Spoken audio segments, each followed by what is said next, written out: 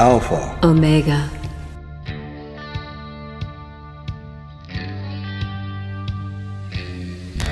We want to talk to you a little bit more about the ritual that we've been doing in the morning, the opening of the Treasury of Light. We've already talked about the Bruce Codex. Yes, at length. You know, and we've talked a little bit about the ritual, that it comes from the Bruce Codex, found in 1769 in Egypt, that was recovered, and it purports to contain the secret magic that Jesus of Nazareth taught to his disciples. Now, Leslie and I have been working with this magic. Well, we've been doing a magical retirement with it now for 2 years. Yes. And every day, we've been broadcasting it now for quite some time as well. So we've learned quite a few things, actually. Yes, it's interesting. You know, many times in the morning, during for me, it's an inspiration. As we're going around the circle and we're calling out the divine names, I'm looking usually at the sun the whole time we do this, because I keep it in the viewfinder as I'm doing the filming. And it's like knowledge comes to me through what I'm doing. Right. So that when that portion comes, it's effortless. Right. It's just like knowledge flows, because Yes. it's part of the God Force energy. Yes. The light actually transmits knowledge. Yes, it does. Yes, it does. And it's a very interesting sensation when that happens. It's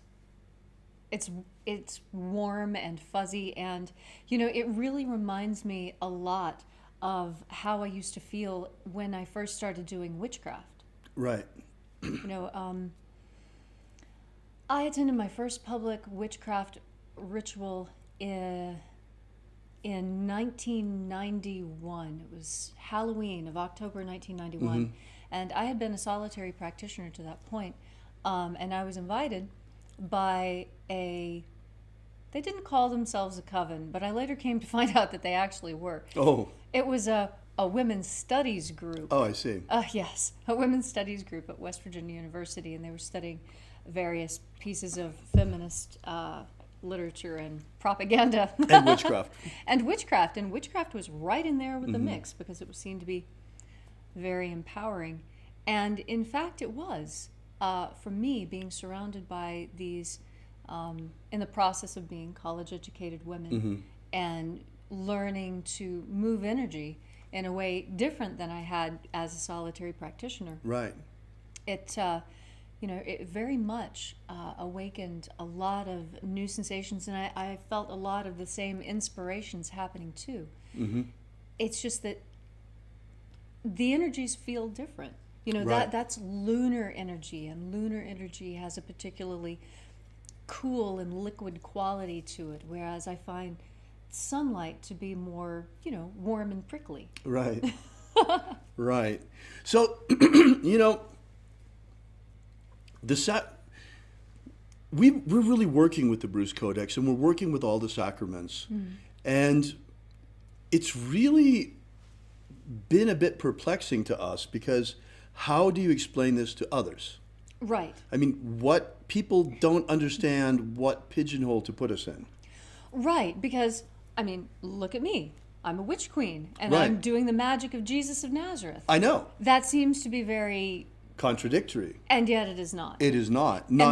Neither from a pagan perspective, nor from the perspective of the Bruce Codex and those early Christians who practiced it. Right. They had absolutely no problem with the pagans of the time becoming a part of their practice. That's right. And In fact, they recruited from them in Egypt. this is what I find so fascinating about it, is that it's the magic. And if it wasn't for the magic, I wouldn't be interested. I am interested in studying magic. And if there's nothing but Jesus parables and stories of him with little lambs at his feet and children on his knee, I would be completely uninterested. Well, there's nothing wrong with Christianity itself. I was raised Christian, and I love Christianity, but I have a real problem with the fact that they reject the magic of Jesus. That, for me, is a huge problem, because Jesus was the greatest magician who ever lived, And mainstream Christianity, having grown out of Roman Catholicism, came from the school that magic is evil, taking a couple of passages from Isaiah out of context. Right. So, yes, magic was demonized at about the 3rd century, about the same time that Constantine became the emperor and Christianity became the official imperial religion. Yes. So, basically, magic was cast out of Christianity. The magic of Jesus became the prodigal son of his own religion. And the secret teachings of Jesus, for all practices and purposes, were lost. Yes. His secret teachings to his disciples. Now, there are many Christians who say, it says here that everything is included here in the Bible. Well, which Bible? Right. You see, the Council of Nicaea decided to exclude a whole bunch of books. They're no longer part of the canonical Bible. And at about the same time, they prohibited the magic of Jesus. If it weren't for some of the early Christians in Egypt who spoke Coptic, who, when the bishops came from Rome and were trying to destroy all of the books, sacred books and remnants of the magical practices of the different Christian groups there in Egypt, they hid them from the Roman bishops. They buried them in the sand. And that's why we have them today. Thank God. Yes, literally. Literally, because if they hadn't done that, we would not have any trace that the magic of Jesus ever existed. Imagine. The most powerful magic on earth for exorcising demons, and it would be lost to us. The most incredible healing magic, and it would be lost to us. The baptisms, the most incredible awakening initiatic rituals you can imagine. I mean, John the Baptist said it himself. I baptize you with water, but one greater than me will come after me, and he will baptize you with fire and with the Holy Spirit. We have these baptism, folks. They've been back since 1769. It's just that it's not known. That's why Leslie and I are doing everything we can to make sure that you understand what's going on, what's back, what's really happening here, because it's a big deal. It is a big deal. It's every bit as big a deal as when the ancient pagan practices were brought back and revivified. You see, Indeed. Wicca is an impulse that it takes a lot of anthropological data and tries to crunch it into one place. Now, when I say that, what I mean is that witchcraft, as I have come to understand it, is the Western European shamanic system. Oh, wow. Okay? Now, Western Europe had its own system of shamanism, just like the Siberians, just like the South Americans, just like the Africans, just like the Asians. We had our own gig, right? And when Christianity came through, it obliterated most of that. This is the problem I've always had with Christianity. Not only did it seek to destroy magic within itself, it sought to destroy magic everywhere. Wow. And as an avid practitioner of magic, I found it very, very, very difficult at first. Indeed, practices that had always been legal in the empire were suddenly prohibited after the reign of Constantine, after Julian, basically. Yes. Julian had attempted to revivify the ancient pagan ways. He was immediately after he tried to return Yes. to the pagan ways. Right. There have been numerous Julians, but the one that specifically I'm talking about came after them. Right, just after. Okay. And he tried to revivify things, but it had already gone too far. They had already had a successful campaign explaining to people that witchcraft and paganism were of the devil. And this is how you fell into the So, disrepute. along with this monolithic Christianity that came out of Rome and comes right down to the Vatican of Rome today, we see that it was a very, very particular flavor and brand of Christianity that has colored Christianity in all of its aspects today, Yes. in all of its different denominations and flavors. There's some differences, but I mean, and so how do we reconcile that with these very, very early teachings of the magic of Jesus that have been rejected for 2 millennia? Are we going to pour this new wine into those old wineskins? No, those wineskins are smelly and old. This is what Jesus said. moldy. You pour new wine into old wineskins. What we're doing is equally open to pagans as it is to Christians. The magic of Jesus is not the exclusive property of anyone. It is our heritage here in the West. And all the Christians who are ready to embrace it, welcome. All of the pagans who are ready to embrace it, welcome. It's here. It's technology. It's spiritual technology. We're bringing it out for you in a non-sectarian manner. I mean, come on. I'm married to a witch queen. You know, it's like, how can we make the message clearer? I don't see how we possibly could.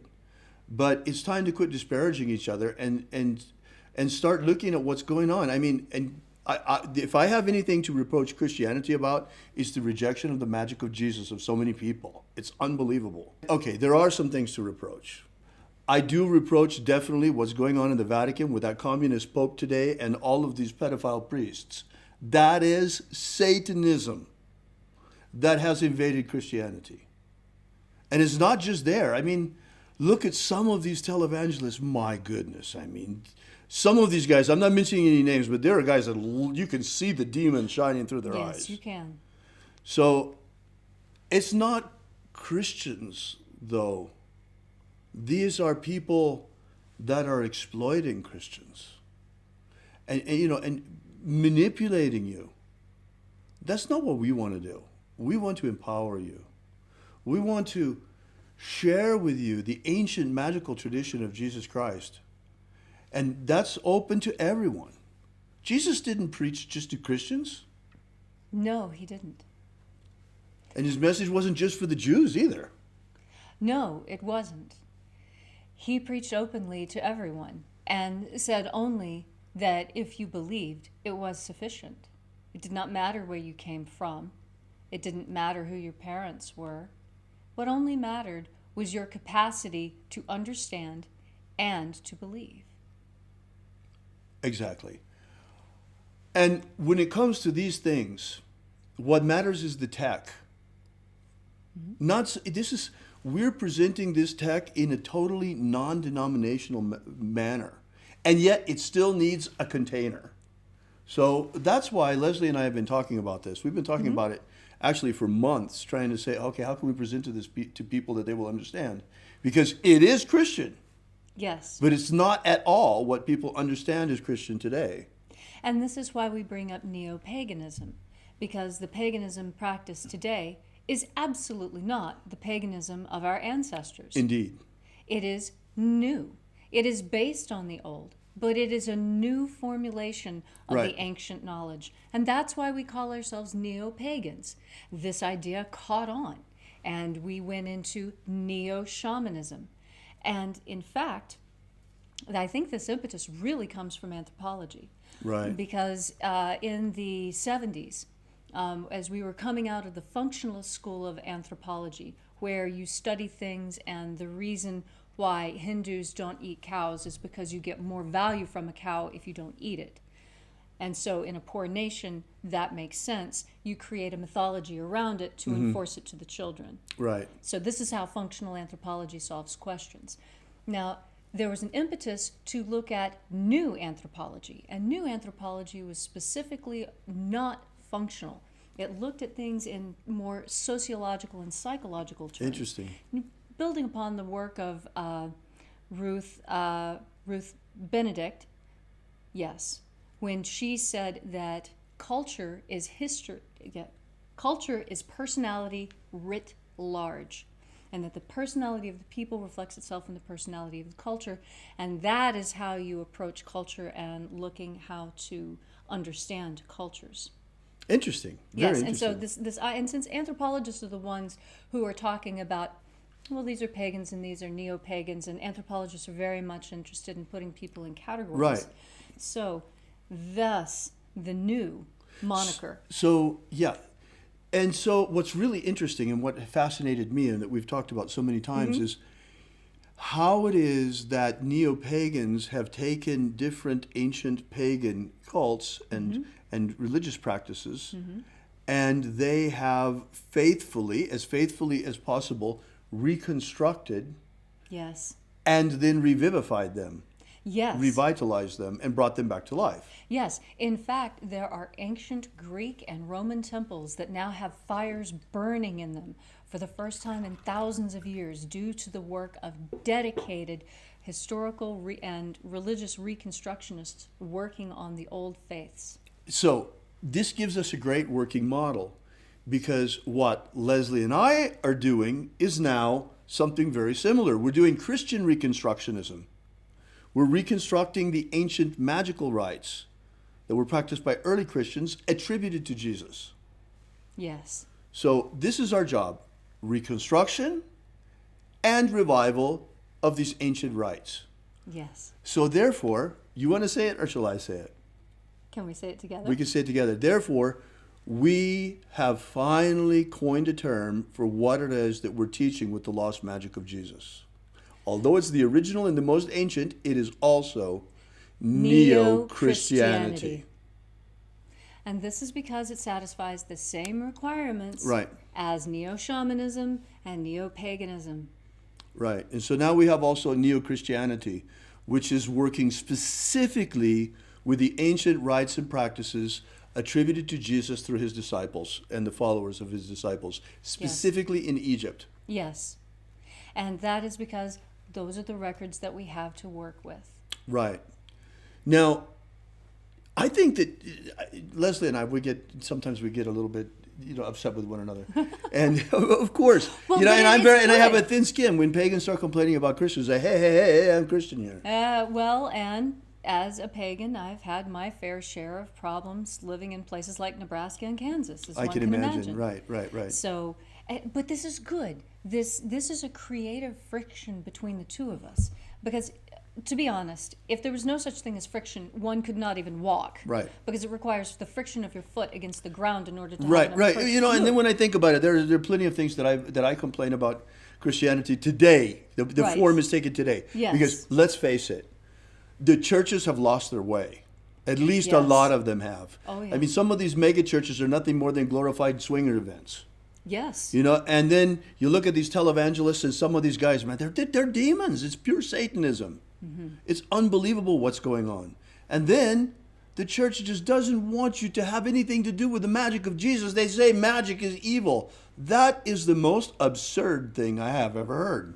It's as absurd as having women barred from the priesthood. Right. And then you have the problem with all the pedophile priests and all of that in Catholicism. I mean, it's about time, folks, especially here in America. Christians are waiting for the rapture. What is this rapture? What does it look like? Okay, well, they say that, that the dead in Christ will rise and we'll meet him in the air. Well, is that going to be like a Hollywood movie, or how's that work? How is it that you imagine that works? Let me clue you in. The magic of Jesus is the magic of resurrection. It's the magic of eternal life. It is the magic of how to ascend at death from here, transfigured in a body of light, into the kingdom of heaven, which is the kingdom of light.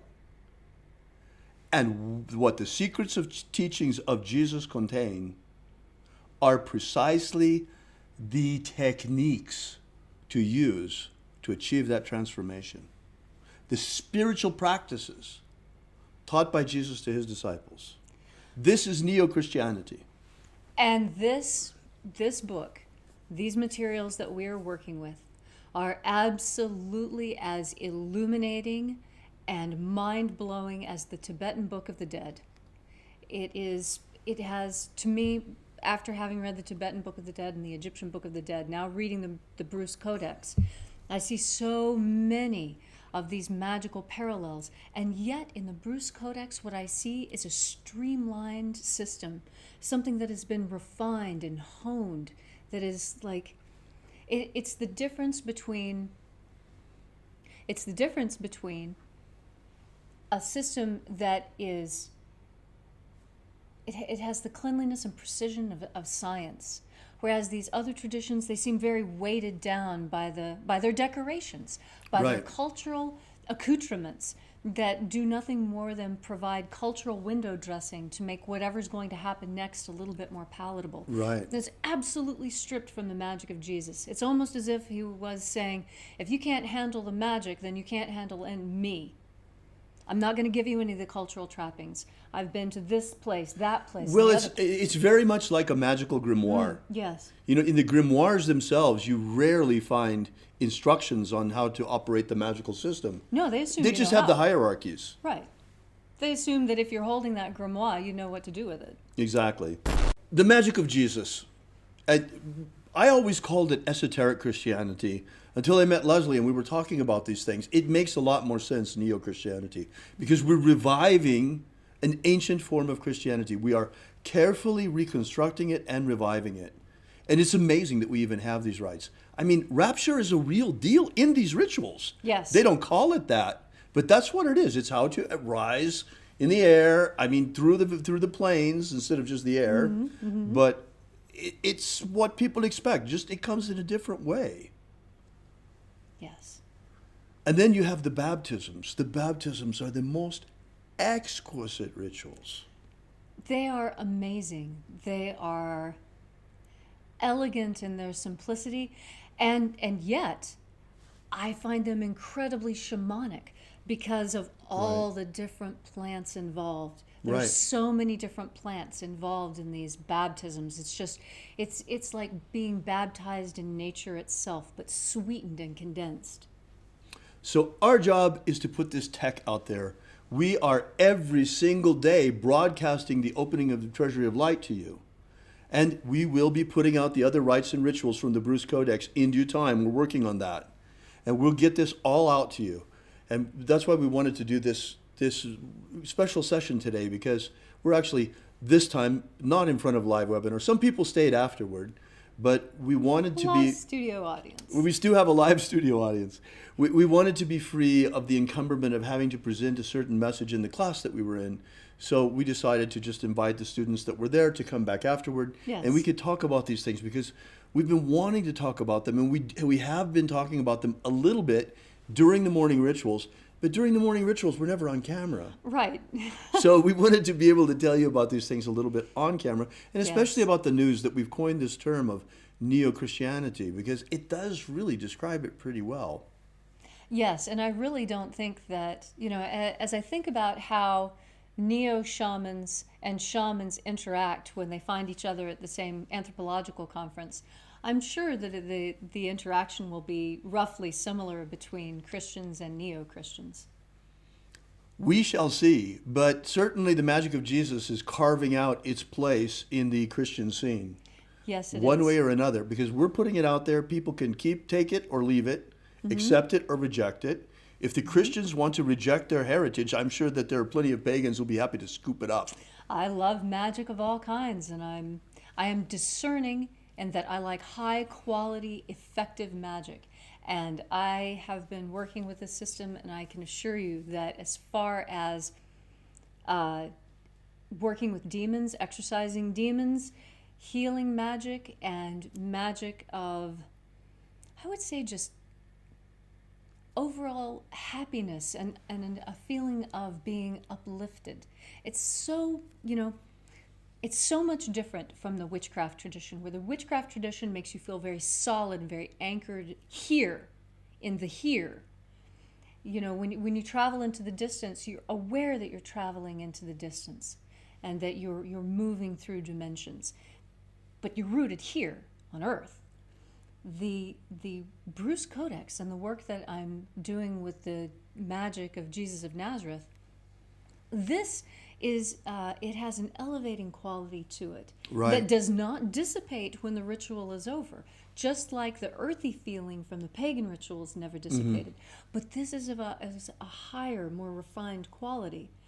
And, when you're just interested in day-to-day life and spiritual elevation is not anything that's important to you, and you are comfortable in the idea that upon death you become compost and everything is recycled. I mean, if you're comfortable with that, then witchcraft is a great place for you to be.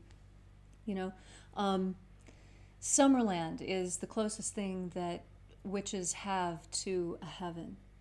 And it's something that is pretty much just like life here, except you never get dirty and you never get tired and you never get hungry.